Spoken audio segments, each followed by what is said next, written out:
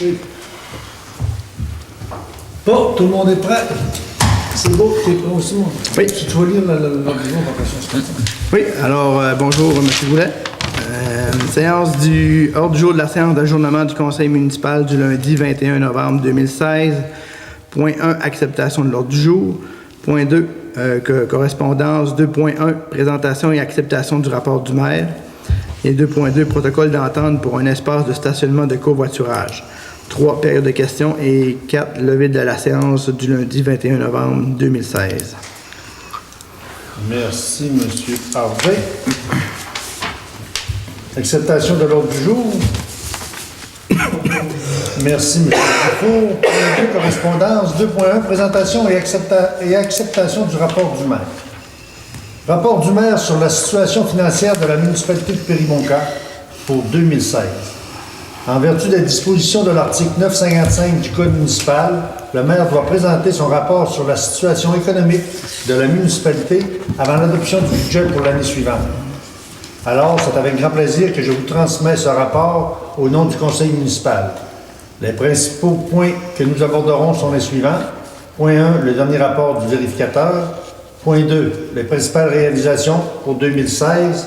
Point 3, les résultats prévus pour 2016. Point 4, les orientations du prochain programme triennal d'immobilisation, soit en 2017, 2018, 2019. Point 5, les orientations du budget 2017. Point 6, la liste des contrats comportant une dépense de plus de 25 000 $. Point 7, conclusion. Point 1, dernier rapport du vérificateur. Le dernier état financier du 31 décembre 2015 s'est soldé par un surplus de 178 207. La dette à long terme, au 31 décembre 2015, nous avions une dette à long terme de 983 810, comparativement à 1 202 830 en 2014, soit une baisse de 220 000. C'est la première fois qu'on est en bas du million. Réalisation 2016. Vous allez remarquer qu'il y a eu on a augmenté beaucoup l'apport touristique, parce que l'année 2016 a été particulièrement riche en réalisations effectuées par la municipalité. Tout d'abord, tel que débuté en 2015, la totalité des lampes de rue au sodium ont été changées par des luminaires ODL. Nous recevrons sous peu la subvention d'Hydro-Québec pour cette conversion vers des lampadaires moins énergivores. Cette subvention s'élève à tout près de 10 000 $ et environ 18 000 $ de moins pour le coût d'électricité par année avec ces nouvelles lampes. Aussi, juste une précision, on a reçu la subvention qu'Hydro-Québec est rentrée la semaine passée. Ah, OK. Le 10 000. C'est 9 200 quelques. Merci de la précision, M. Harvey. Aussi, comme vous avez pu le remarquer, de nouveaux poteaux d'éclairage public en aluminium ont été installés le long de la route 169 et nous avons enlevé les vieux poteaux de bois situés le long de la rivière. Tout près de 20 ans de négociations de demandes diverses auront été nécessaires afin d'effectuer cette transition. L'installation de ces nouveaux poteaux avec fil enfoui a nettement amélioré notre vue sur la rivière Péribonka et permet à Péribonka de renforcer notre image de l'un des plus beaux villages du Saguenay-Lac-Saint-Jean. Suite à l'accident du 30 septembre 2015 à la Marina, nous avons dû complètement refaire les installations du bassin ouest de la Marina. Pour ce faire, un investissement de 340 000 aura été nécessaire. La configuration du bassin ouest a été complètement repensée. Cette nouvelle configuration nous permet d'accueillir plus de gros bateaux. Les installations de ce bassin sont complètement neuves, que ce soit les quais, l'électricité et les clôtures. Une partie de ces travaux seront remboursés par l'assurance du transporteur qui va partir demain matin à première heure la compensation pour la réclamation. Oui. Concernant le camping municipal, quelques améliorations ont été effectuées. Nous avons transformé cette année 19 terrains sans service pour ajouter 13 terrains 3 services et 6 terrains 2 services. De plus, nous avons commandé 4 chalets 4 saisons qui seront disponibles pour location dès le printemps 2017. Ces modifications seront très profitables pour le camping. En 2016, la municipalité de Péribonka a décidé d'opérer le bistrot. Pour s'assurer d'un meilleur achalandage, nous avons décidé de changer le décor du bistrot, d'ajouter de la bière en fût et une nouvelle terrasse extérieure. Ces nouvelles améliorations auront été très profitables pour la saison 2016 qui aura été au-delà de nos attentes. Un gros merci aussi aux deux gérantes du bistrot, Mme Pauline et Marie-Claude. Cet été, l'ancien restaurant de l'Ancestral a été démoli et nous avons aménagé un terrain vacant en gazon. Cette modification a été très bénéfique pour la sécurité des gens, puisque nous avons maintenant une meilleure visibilité lorsque nous voulons traverser cette intersection. De plus, l'édition 2016 du festival Allô Périmonca s'est effectuée sur ce terrain et qui fut une grande réussite. La municipalité de Périmonca a installé un radar pédagogique à l'entrée du village. L'installation de ce radar a une incidence positive sur la vitesse des véhicules qui entrent dans le périmètre urbain de la municipalité. Ce radar a aussi un mode statistique qui nous permet de connaître le nombre de véhicules circulant sur notre territoire ainsi que sa vitesse. Nous pouvons sortir d'heure en heure des statistiques de vitesse et nous serons en mesure de démontrer au ministère du Transport le portrait réel de la circulation dans notre municipalité. Et bientôt, nous allons faire des aménagements pour déplacer cette installation pour qu'elle soit de plus en plus efficace. En plus, le ministère du Transport a débuté des travaux d'amélioration de la circulation routière dans la municipalité.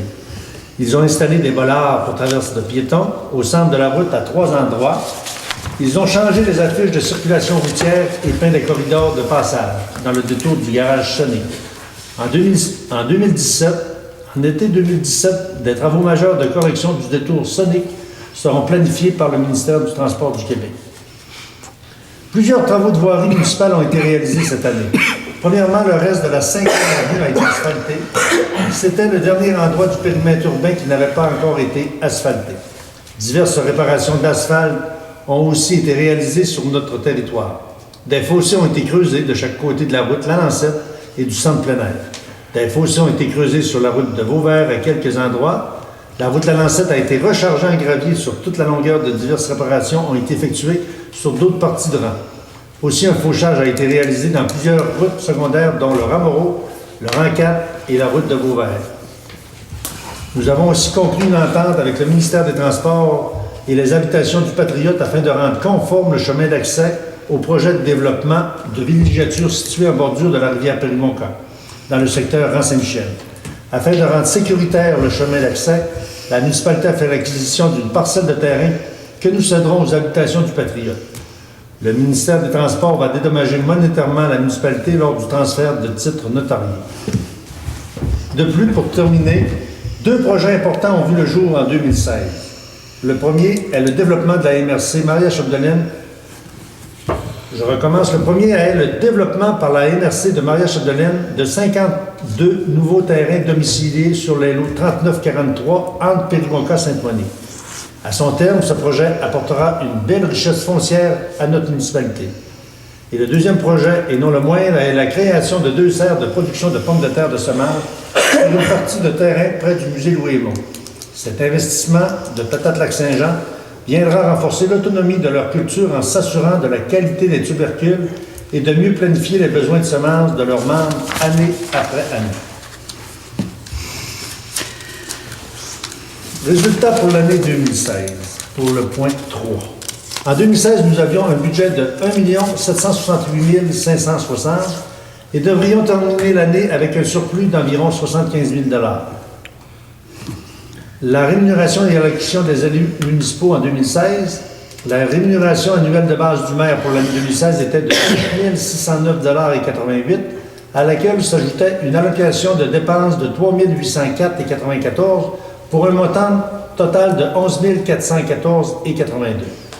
La rémunération pour les conseillers et conseillères était fixée à 2 238,22 $ comme rémunération de base à laquelle s'ajoute une allocation de dépenses de 1 119,11 $, pour un montant total de 3 357,33 $. Pour l'année 2017, nous prévoyons une augmentation égale à l'augmentation du coût de la vie. Point 4. Les orientations du prochain programme triennal d'immobilisation 2017-2018-2019. Nous avons préparé une liste de travaux d'immobilisation que nous devrons soumettre au ministère avant de procéder. Alors, les travaux que nous avons engagés d'effectuer en 2017, 2018, 2019 seront, nous l'espérons, grandement appréciés par la communauté. Point 1. Projet 1, réalisation du projet Chantier Péribonka. Comme vous le savez, ça fait 3 ans qu'on travaille sur ce dossier et on va engager un chargé de projet pour nous mener à terme notre beau projet. Point 2, deuxième phase de rénovation de la marina. Comme je disais, la première côté ouest a été complètement rénovée, mais on est en attente peut-être pour un programme pour le côté est. Point 3, réfection de conduites d'eau et d'égouts dans le périmètre urbain.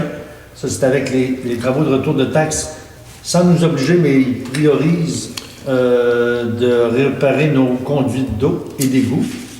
Point 4, rechargement et creusage du fossé dans divers rangs de la municipalité. Ça, c'est commencé et à partir de l'an prochain, comme le déneigement ne sera pas admissible, ben, il va falloir faire plus de travaux sur des rangs secondaires pour avoir le maximum de subventions du provincial. Nous espérons faire ces travaux avec le retour de la taxe sur l'essence et les prochains budgets. Point 5. Orientation du budget 2017. Nous terminons dans quelques jours la confection de notre budget 2017. Certainement que nous tiendrons compte de l'entretien de nos infrastructures, tout en essayant de garder notre taux de taxe l'un des plus bas.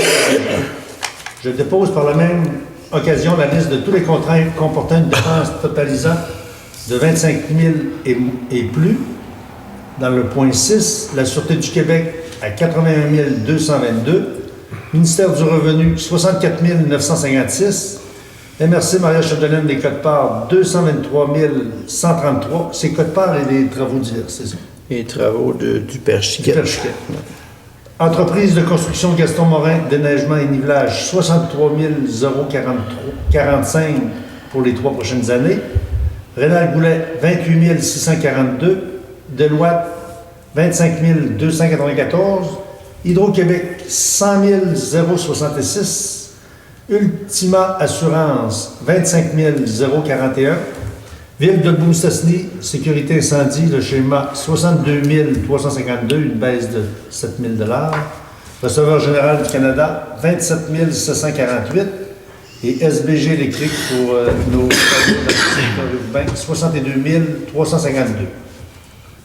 En terminant, en conclusion, je veux remercier les employés de la municipalité pour leur dévouement et l'attention portée envers les citoyens. Je crois qu'ils font les efforts pour assurer le service, mais il y a toujours place à amélioration et nous en sommes conscients. Et en passant, je voudrais remercier M. Harvey pour de précieuses aides pour le rapport rédigé en 2016. Le rapport reflète vraiment notre situation et il nous fera toujours plaisir de répondre à vos interrogations. Et je vous remercie. Ici, Maire Ghislain. Des questions? On peut être fier de ce rapport. Cette année, on a vraiment upgradé, on a augmenté l'achalandage touristique et on a fait on a pris des bonnes décisions sur des programmes. On a été au maximum des projets. C'est sûr que ce qui complique un peu la situation, c'est vraiment, on a été forcé de rénover notre marina, mais c'était une question d'année quand même. On était en attente de subvention, mais l'accident nous a provoqué, en espérant avoir le maximum pour l'assurance. Mais je pense que dans les circonstances, on a bien géré la situation. Puis on va envoyer cette semaine, pas cette semaine, demain, le coût de l'assurance, le coût de compensation pour les troubles qu'on a eus.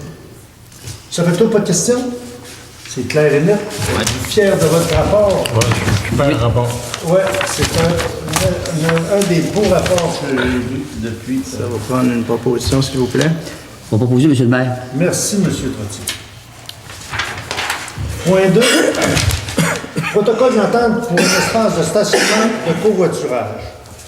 Monsieur le directeur général et moi, on a rencontré cette semaine M.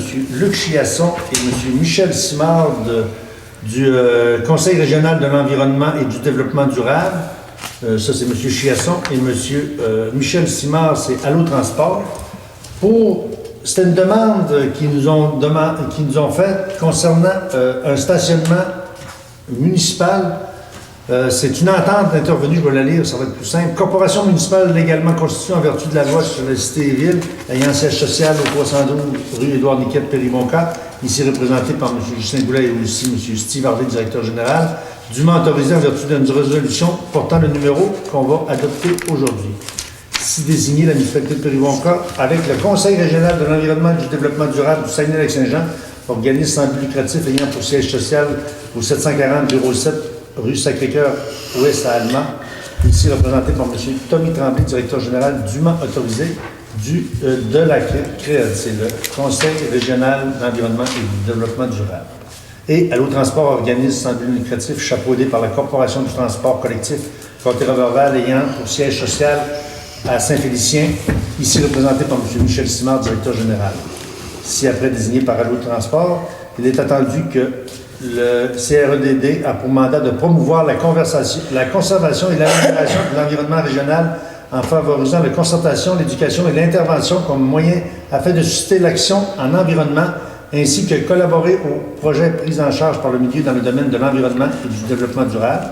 Attendu que Allo Transport a pour mission d'orchestrer du transport collectif et du covoiturage afin d'offrir à la population du comté Roberval une formule peu coûteuse de transport communautaire.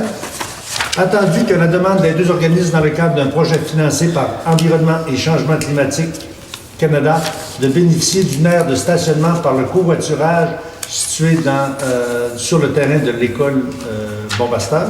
Attendu que la municipalité de Péribonka est propriétaire de ce terrain, qu'elle entend mettre en partie à la disposition du CREDD et d'Allo Transport pour le projet. En conséquence, les parties conviennent ce qui suit.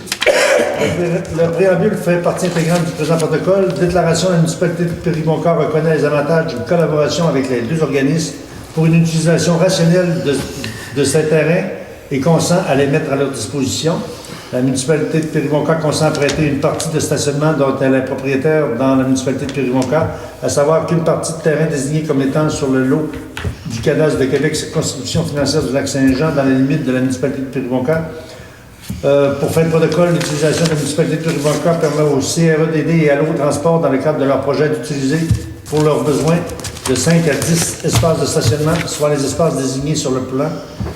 Le stationnement prêté, les parties conviennent que ce prêt de stationnement est pour les véhicules de promenade et non pour les véhicules récréatifs et les tracteurs de vannes. L'horaire d'utilisation est joint à l'annexe. Le présent protocole est constitué par un terme d'1 an commençant le 1er mars 2017 et se terminant le 28 février 2018 et renouvelable à toutes les années.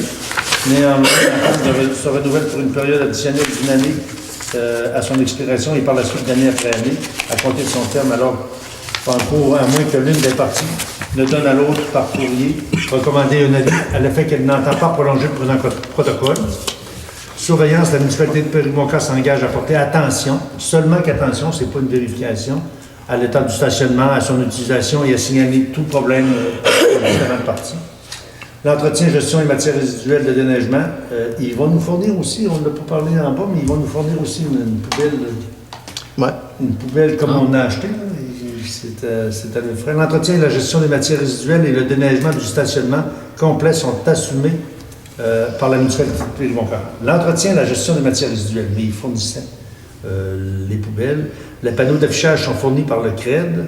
On va, avec une entente avec le ministère des Transports pour la conformité des pancartes, ils comprennent une affiche expliquant le code de conduite, 2 articles de stationnement réservés au covoiturage et les poteaux de signalisation qui sont installés sur le stationnement.